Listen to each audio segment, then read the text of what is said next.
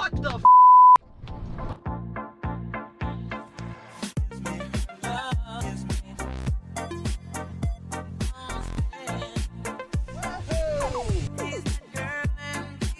I just had this another DTS convertible delivered. It's pretty evident that the water in this was really high, and you can see there's actually sand inside the cluster.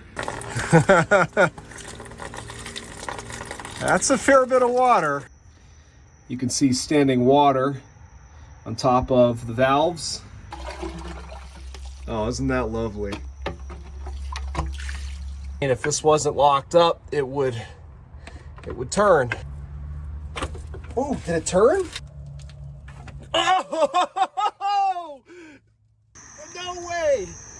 Okay, so this is being very optimistic.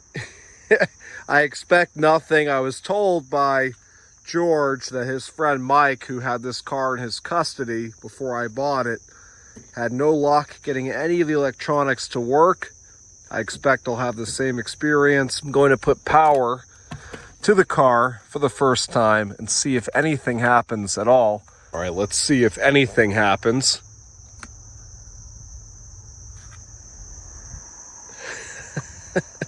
Not a good start.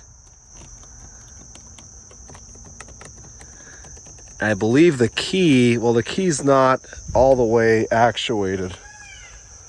Ignore the screaming peacock in the background. I know it sounds like something from the Jungle Book.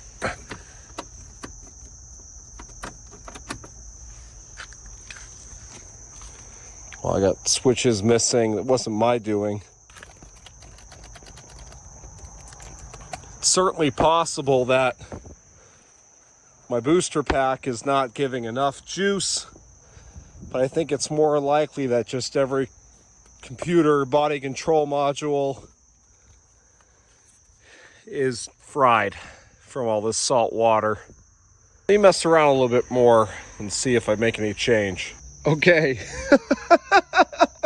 I'm a bit surprised.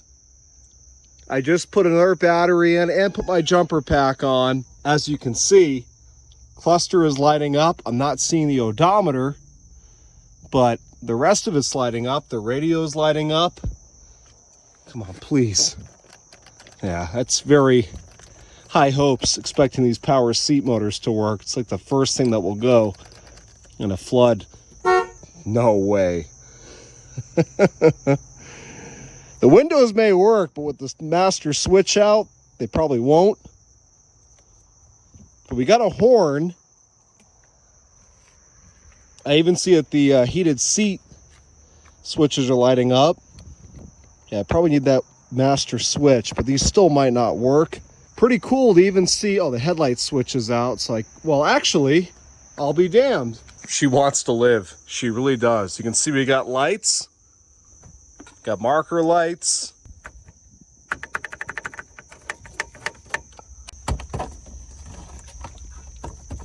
That thing is totally... So we got some stuff. Just to have some stuff working, I'm happy. I really didn't expect much, if anything. I didn't expect anything to come on based on what I was told.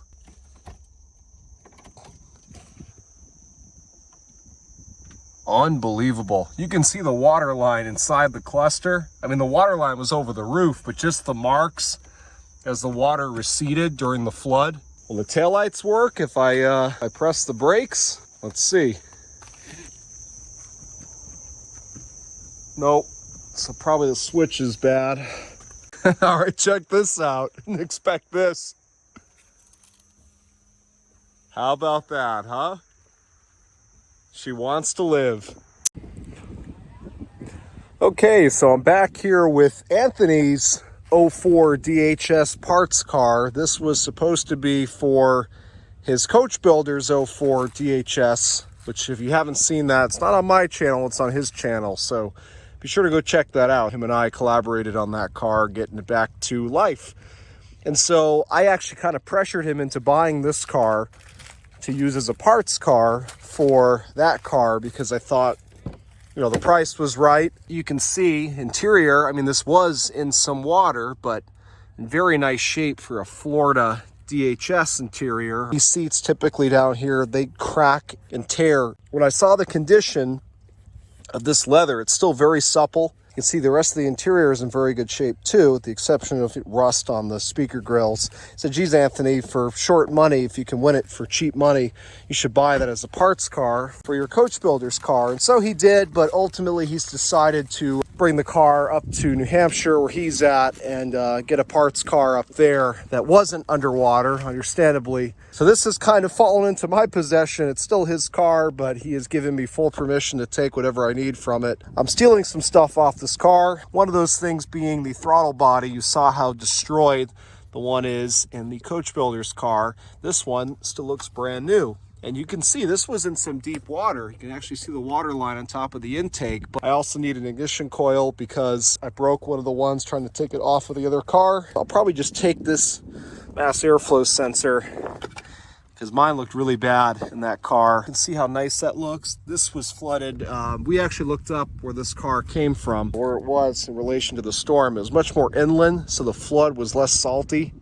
So I trust that one a little bit more. Okay, so I went to U-Pull it yesterday. I didn't have time to film. I got up there an hour before closing as usual. So what I got yesterday, fuse box for here, engine bay fuse box. And we come to the back here, same deal.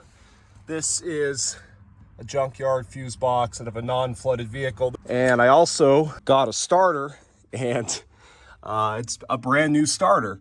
So that's pretty cool. That was a fraction of the cost of a new one. I'm gonna hook up the battery right now and let's see what she does. All right, here we go. Relays are clicking. Obviously something is upset. I would imagine a lot of things still have water in them. And again, we may not get a lot of things to work if the BCM is totally toasted in this thing. All right, here we go.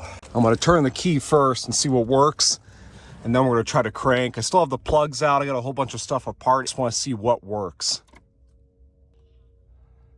Okay, so it's just like before. So there may be a problem with the cluster where we're not getting the information center to work from the flood. Certainly a possibility. It's very possible that the old fuse box was working fine still, but obviously, oh, I hear something. I think I hear the compressor for the level suspension in the rears. Any luck with the windows? Nah, I didn't. Well, actually, yeah, the keys, I didn't think so. So really no difference. Pretty crazy that everything was actually working with the other fuse box, which looked horrible. All right, let me see what happens when I turn the key. Nothing. I hear a relay clicking. Let me check a few things. We'll try again. I'm starting to think that maybe something electronic, could be the BCM, could be some other sort of module that's preventing this thing from receiving signal at the starter to go ahead and crank the motor over. I know the starter is good. I bench tested it at the junkyard. I'm gonna go ahead and I'm gonna jump the solenoid on the starter. And I think like my Saab here, which wasn't starting because of a bad immobilizer. The immobilizer was bad from the flood. So I was able to bypass the immobilizer by just, jumping the starter right at the solenoid. So I'm gonna go ahead and do that now. If I do get it to crank, it's gonna be messy. It's gonna just start puking out all the extra ATF down in the cylinders. If that doesn't work, I would think then that we're not getting power to the starter. I'm kind of holding back here because I don't want to get sprayed in the face with ATF.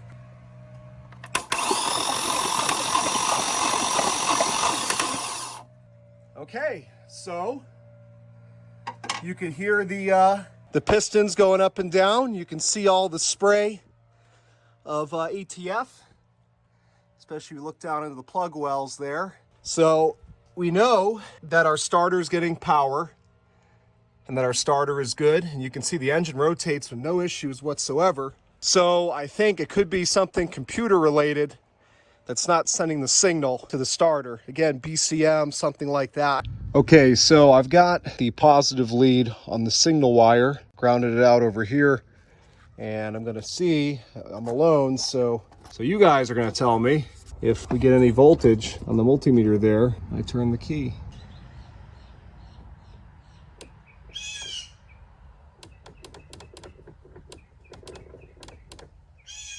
Okay, so seeing on my multimeter, and I actually put an even better connection just to be absolutely sure. I got an alligator clamp on the signal wire, and same deal, I was getting no voltage when I turned the key. It makes sense because it's obviously getting battery power, otherwise I wouldn't be able to jump the solenoid. And we know the starter is good, so it's got to be that it's not getting signal from the ignition. Now I've checked all the fuses, relays, all of them check out. I'm even hearing them click as I turn the key. We're just not getting from here to there. And so it brings me back to the Saab, same issue, and it was an immobilizer. Now in these DeVilles, being that this is a really kind of high-end luxury car, some of you are gonna laugh. You know, I'm not trying to say it's a BMW 7 Series or an S-Class, but it's got all kinds of different modules and things that, you know, a Buick Rendezvous, for example, or Cavalier won't have.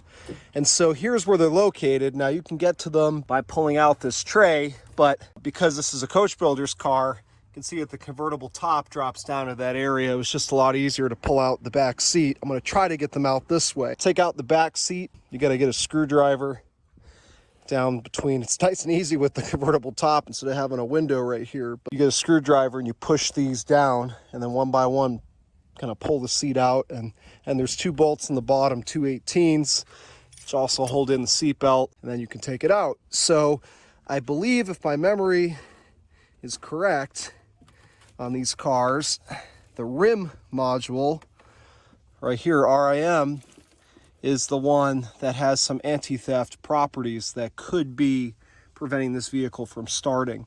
Now, I didn't see a flashing anti-theft light on the dash. It may have been on solid. I've got the battery disconnected right now, but regardless, these things need to come out anyway and be cleaned at the very least. They're probably going to be so corroded that they're beyond saving. You can see just all the rust, residue, and corrosion all over everything. Now, most of this will clean up, but of course, the electronics, you know, sometimes you get lucky like I did on the Rendezvous. So I'm going to try to pull all these out right now. Let's start with the one that I think is our culprit. It could be a combination of the 3 preventing it from starting. Oh man, that's not a good sign. These are supposed to just pop right out. Oh boy. Yeah, you can see some corrosion already, but I bet it's especially on the pins.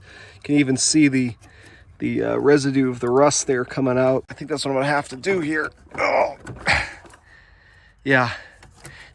I'm surprised as many things are working as are working, but a lot of things are not working too, even with the new fuse boxes, like the power windows, power locks, you know, the information center on the cluster, the radio, the HVAC.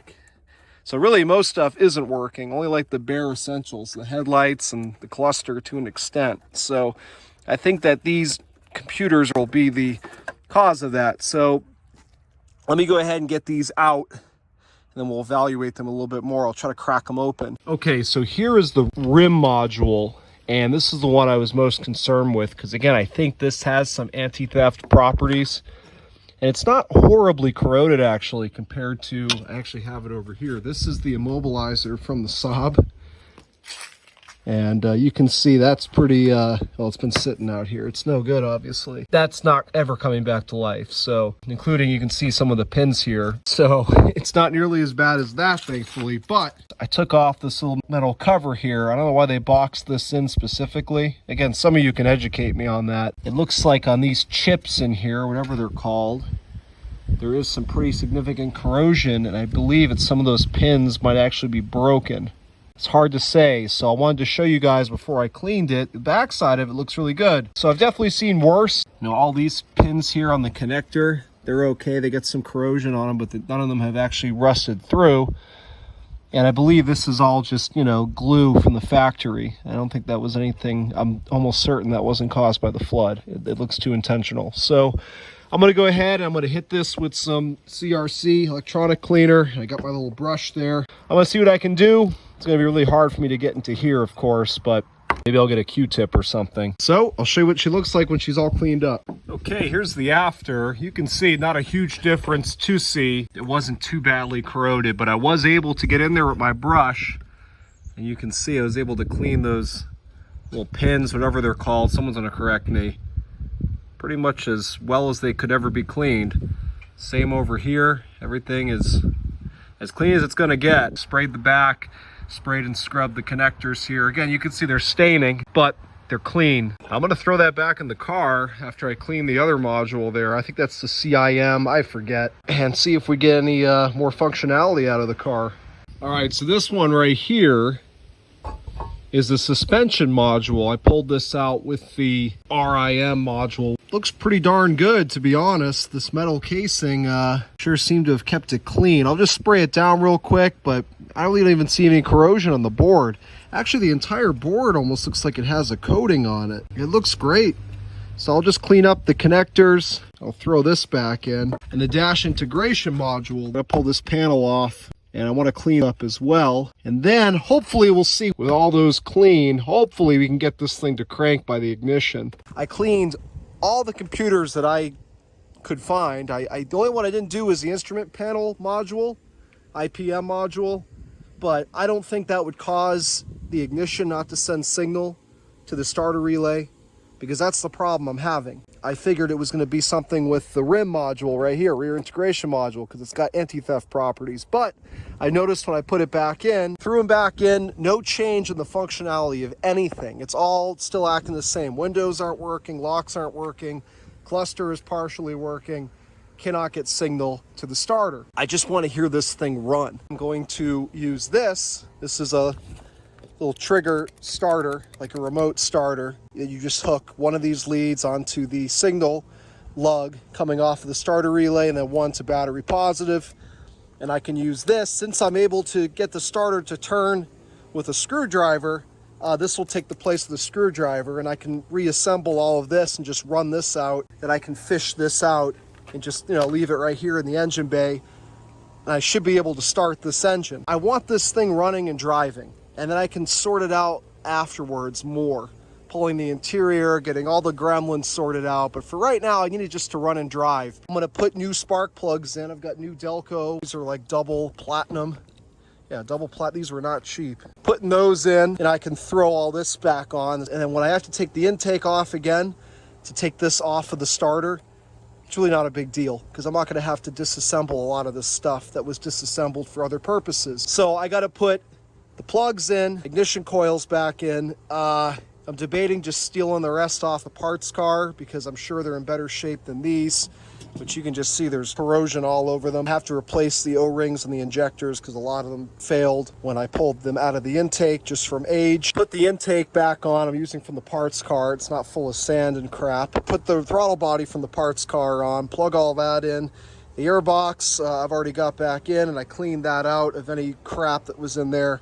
Gonna put another air filter in, and we should be good to start. So I won't bore you all with all that. You can see there's all kinds of bolts here and things I have to remember what went where. I'll see you guys when I'm done.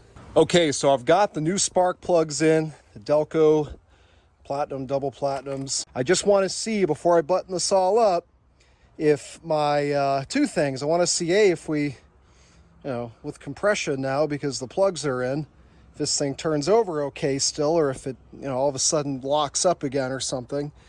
And B, if this is going to work. So I've got one of the leads onto the signal wire, lug, whatever you want to call it, on the solenoid, and one to battery positive here on the fuse box, because obviously the battery is under the back seat. So let's see what happens. And I've got the key in the on position. Let's see what it does.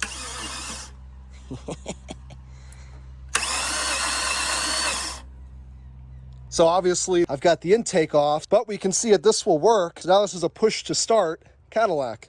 Bring her into the new era. All right, folks, it's obviously been a little while. Last you saw me, the sun was still out. As you would expect, as it always goes with these types of things, reassembly it threw every complication in the book at me, but I got it all back together. I had to end up replacing a lot of things and kind of undoing and redoing. Like, for example, the harnesses for the ignition coils You can see they were just falling apart as I was trying to plug some of these fell apart when I initially took the ignition coils out, and then more fell apart as I tried to put them back in.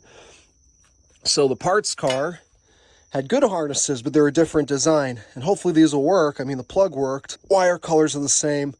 So these are the ignition coils all the way, both harnesses. I did do all that, and I had to change these metal brackets for them to fit. All kinds of crap. Had to clean stuff that was going in this car, like this intake and this mass airflow and yada, yada, yada. So you can see, not sketchy at all. There's hardly any clearance of that wire coming out of the below the intake for my my starter, my little signal thing here. But I'll be watching it, make sure it doesn't short out on the power steering pulley. Getting the serpentine belt back on. Ooh boy, was that a bastard too. That was a mission in itself. So actually, let's see first. By the way, I did check, it is in park. Let's see, I wonder, you never know, maybe something that I plugged back in. Actually, first let's make sure. I heard the fuel pump, by the way, which I knew that it worked because the rail was just full of fuel on this thing after I was playing with the key the other day. Just checking for leaks. I also swapped some fuel injectors from the parts car because some of the ones that were in this car, they have like a plastic tip on the end for spray pattern, and they fell off, and I blew them out of the engine. Initially I got them out, but I just couldn't get them back on easy, so I took the ones out of the parts car. All right, I don't see any leaks or smell any leaks. Well, let's start with the key. No. All right, so we're gonna have to use I'm obviously anxious because this thing could just blow up in my face. You never know. All right, ladies and gentlemen, here we go.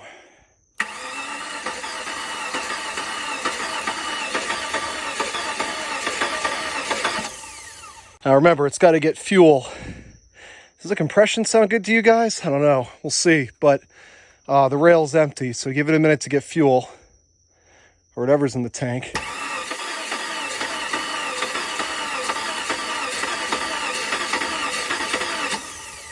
She definitely wants to.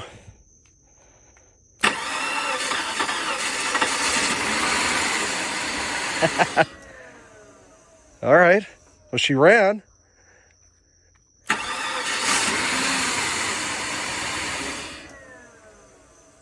She's trying. Remember, I did a whole bunch of things. I cleaned the mass airflow. It's all kinds of stuff that it has to kind of figure out.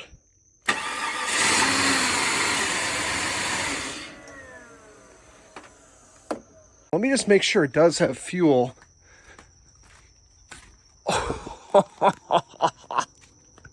Nice. Well, the fuel gauge isn't even working, but the whole cluster's acting up. Nice, huh? That's some lovely looking, just took off 2 years of my lifespan there. It is not a pleasant smell. And that's very typical, all the crap that has to go blow out of the exhaust after this.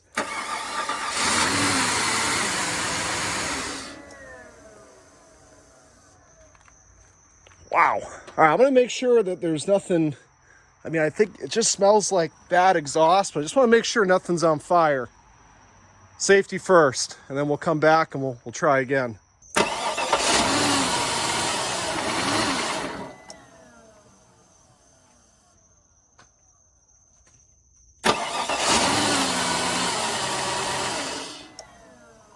Okay, so I was just sending the clip of this thing running to a few friends of mine, one of them being George, my friend that I bought this car from, and he made a very good point that I didn't even think about, but the behavior is identical. I dealt with this with the Blazer. This seems like a security system issue, and so what it's doing is it's allowing the car to start, but it's killing the injectors after a few seconds. So I think that's the most plausible explanation at this point as to why this won't stay running. I double checked all my work, everything is plugged in as it should be, and it's just the exact same thing every single time. It starts, runs for a few seconds, same amount of time, shuts off. That's anti-theft behavior.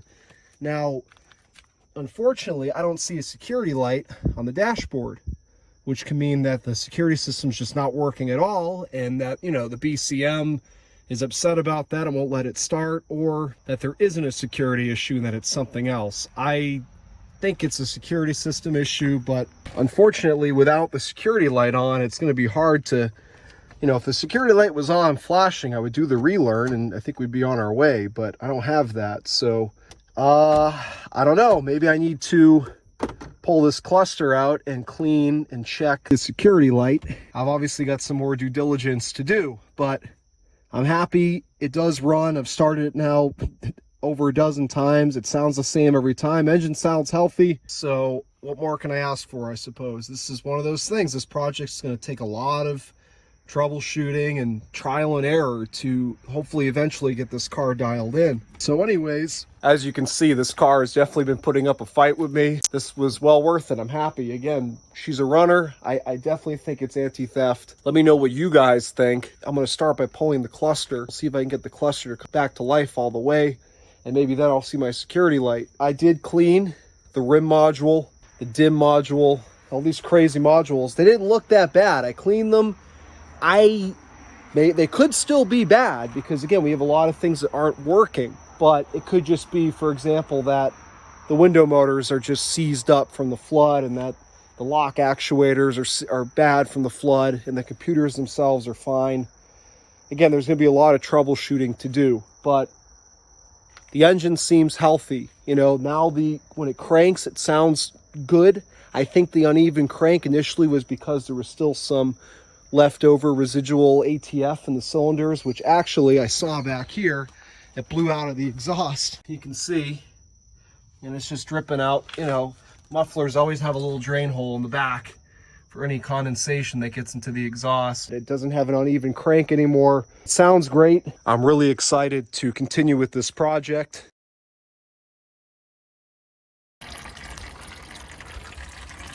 Life's a beach, right? Isn't that what they say? I got a BCM for this at the junkyard. Whoa!